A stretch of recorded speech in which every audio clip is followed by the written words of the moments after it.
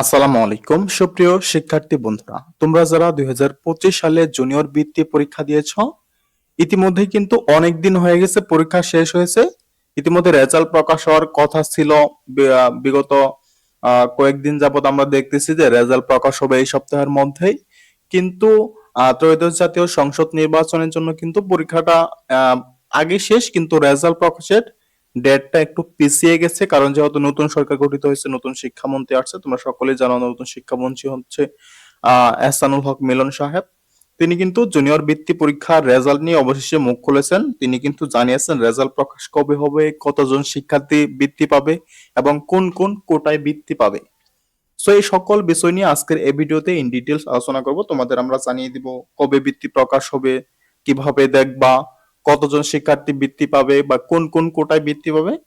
এই সকল কিছু আজকের এই ভিডিওতে আমরা ইন ডিটেলস আলোচনা করব। সো বন্ধুরা, ভিডিও শুরু করার আগে তোমাদের কাছে রিকোয়েস্ট থাকবে, এখনো যারা আমাদের চ্যানেলটি সাবস্ক্রাইব করোনি অবশ্যই চ্যানেলটি সাবস্ক্রাইব করে পাশে থাকা বেল বাটনটি বাজিয়ে রাখো, যাতে করে আমরা কোনো হেল্পফুল ভিডিও আপলোড করার সাথে সর্বপ্রথম তোমার কাছে চলে যাই।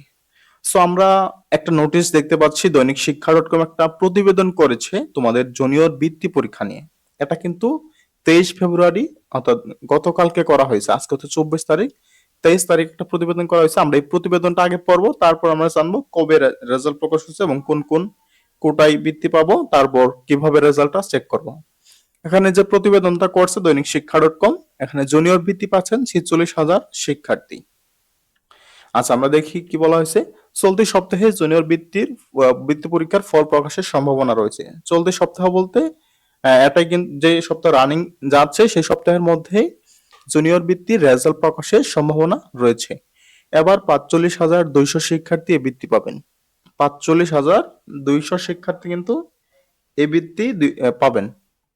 এসব শিক্ষার্থীদের ট্যালেন্ট পুল ও সাধারণ বৃত্তির জন্য কোটা বরাদ্দ হয়েছে। তাহলে দুইটা কোটা, একটা হচ্ছে ট্যালেন্ট পুল বৃত্তি আর একটা হচ্ছে সাধারণ বৃত্তি। এই দুইটা কোটায় তোমরা 2025 সালে যারা বৃত্তি পরীক্ষা দিয়েছো, এই দুইটা কোটায় বৃত্তি পাওয়া।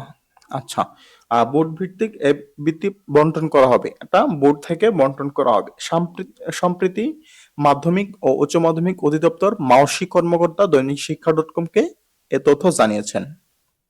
আচ্ছা, এর আগে গত বছরের ডিসেম্বরের বৃত্তি সংক্রান্ত সভা অনুষ্ঠিত হয়। সে সভায় বিষয়টি চূড়ান্ত হয়। এর আগে কিন্তু গত বছর অর্থাৎ 2025 সালের ডিসেম্বরে এই বৃত্তি সংক্রান্ত একটা বিশাল সভা হয়েছিল বা একটা সম্মেলন হয়েছিল। সেখানে কিন্তু এই বিষয়গুলো চূড়ান্ত করা হয়েছে। কর্মকর্তারা জানান বোর্ড ভিত্তিক আনুপাতিক হারে এ বৃত্তি দেওয়া হবে। এটা বোর্ড ভিত্তিক আনুপাতিক হারে, যেমন তোমাদের বোর্ড ভিত্তিক আনুপাতিক হারে কিন্তু এই বৃত্তি দেওয়া হবে, যেমন ঢাকা বোর্ড, সিলেট বোর্ড, এরকম এই বোর্ডগুলো হারে। উপজেলা পর্যায়ে ট্যালেন্ট পুল ও সাধারণ বৃত্তির জন্য কোটা বরাদ্দ রয়েছে। উপজেলা পর্যায়ে ট্যালেন্ট পুলে ও সাধারণ বৃত্তির জন্য কোটা বরাদ্দ হয়েছে। নীতিমালা অনুযায়ী শিক্ষার্থীদের বৃত্তি দেওয়া হবে। নীতিমালা অনুযায়ী শিক্ষার্থীদের বৃত্তি দেওয়া হবে। বৃত্তি পরীক্ষার কেন্দ্র হচ্ছে 611টি।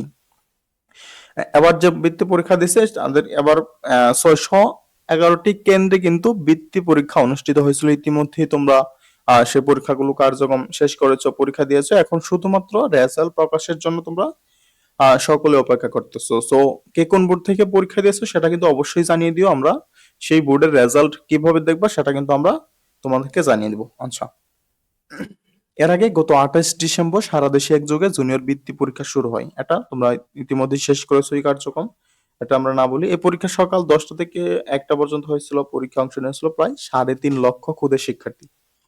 আচ্ছা, তাহলে এখানে একটা বিষয় দেখো, পরীক্ষায় অংশগ্রহণ করেছিল তাহলে 3.5 লক্ষ শিক্ষার্থী, 3 লাখ ক্ষুদে শিক্ষার্থী, 3.5 লক্ষ ক্ষুদে শিক্ষার্থী দেশের 611টি কেন্দ্রে অনুষ্ঠিত হয়। তাহলে পরীক্ষা যদি দিয়ে থাকে 3.5 লক্ষ শিক্ষার্থী, তাহলে এখানে তোমার বৃত্তি পাচ্ছে 45,200 শিক্ষার্থী বৃত্তি পাবে। তাহলে কম্পিটিশন কেমন দেখতেই পাচ্ছ যে 3.5 লক্ষ শিক্ষার্থীর মধ্যে মাত্র 45,200 শিক্ষার্থী বৃত্তি পাবে।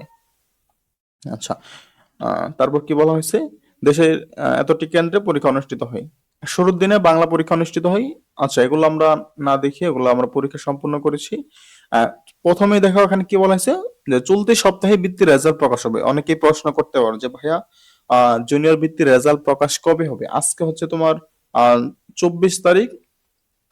এই নোটিশটা যেহেতু গতকালকে প্রকাশ করা হয়েছে, তাহলে এই সপ্তাহের মধ্যেই 2-3 দিনের মধ্যেই রেজাল্ট প্রকাশের সম্ভাবনা অনেকটাই বেশি আছে।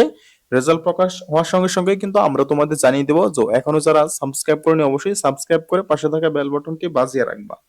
তাহলে তোমরা বুঝতে পারলে রেজাল্ট কবে দিবে? এই সপ্তাহে দিবে। কতজন শিক্ষার্থী বৃত্তি পাবে? 45,200 শিক্ষার্থী এ বৃত্তি পাবে।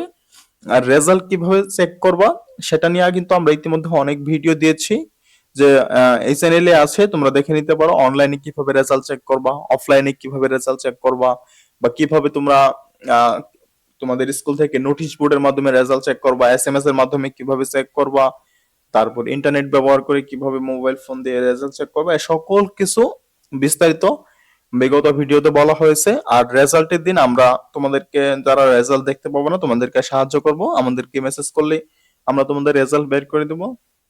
তো বন্ধুরা, তোমাদের যদি জুনিয়র বৃত্তি পরীক্ষা নিয়ে কারো কোনো প্রশ্ন থাকে অবশ্যই কমেন্টে জানিয়ে রাখতে পারো। আমরা তোমাদের প্রত্যেকের কমেন্টে রিপ্লাই দেব, এবং পরবর্তী আপডেট পাওয়ার সঙ্গে সঙ্গে আমরা তোমাদেরকে জানিয়ে দেবো। আজকে হয়তো একটা আপডেট আসবে তোমাদের জুনিয়র বৃত্তি পরীক্ষা নিয়ে। সেই আপডেটটা সবার আগে পেতে অবশ্যই চ্যানেলটি সাবস্ক্রাইব করে পাশে থাকা বেল বাটনটি বাজিয়ে রাখো। সো বন্ধুরা, আজকের মতো এখানে বিদায় নিচ্ছি। দেখা হবে পরবর্তী নতুন আপডেটে। আল্লাহ হাফেজ।